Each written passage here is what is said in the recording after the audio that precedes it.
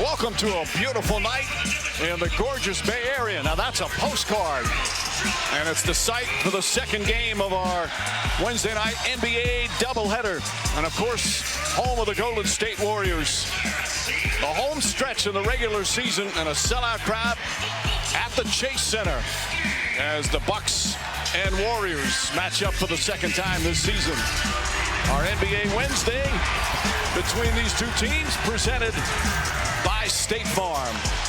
Giannis Antetokounmpo back in the starting lineup, missed the last game with Achilles tendonitis, and he'll be in the lineup for head coach Doc Rivers for the surging Bucks. And Steph Curry and the Warriors back home after a very successful road trip. They're 3-1, although it ended with a kind of an historic loss, but it's only one loss, and the Warriors have been playing some good basketball. Hi, everyone. Along with Bob Myers, Mike Breen on hand, George Sedano with us as well. This is a fun matchup, Bob, and it's also a very interesting evening for you because the place where you helped win 4 championships, you returned for the very first time. It's got to be a little emotional for you.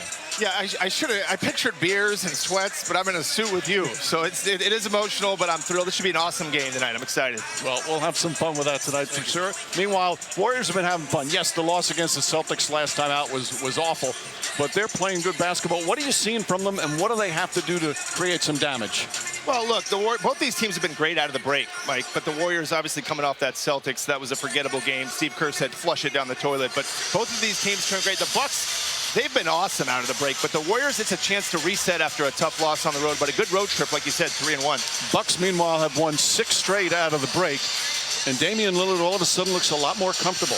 Yeah, and that's Doc Rivers. I think he's decided he's going to run more pick and rolls. He met with Dame. He's telling him to be more of what he was in Portland, and it's obviously responding. When he scores 30 or more, they're 16-1, so Warriors got to keep him under that number. As they begin a 4-game West Coast swing. Starting lineups are brought to you by Metro by T-Mobile. And Steve Kerr is thrilled tonight because for the first time since November, they have everybody available. Nobody on the injured list. And that includes the rookie Podziemski, who missed the last 2 games.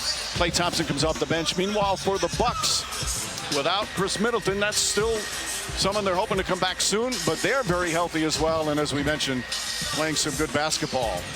So set to go. And what's interesting, we were talking about this, Bob, before the game. It seems like, especially with all these teams and with the play-in, every game from now to the end of the regular season is a big game. There's this thing that happens in the NBA post-All-Star. Everybody gets serious, and everybody understands what's at stake. And avoiding that play-in, great job, Adam Silver here tonight as well. Instituting that has made a great sense of urgency, Mike, to the last 20 games of the season. You want to avoid those 7 through 10 spots.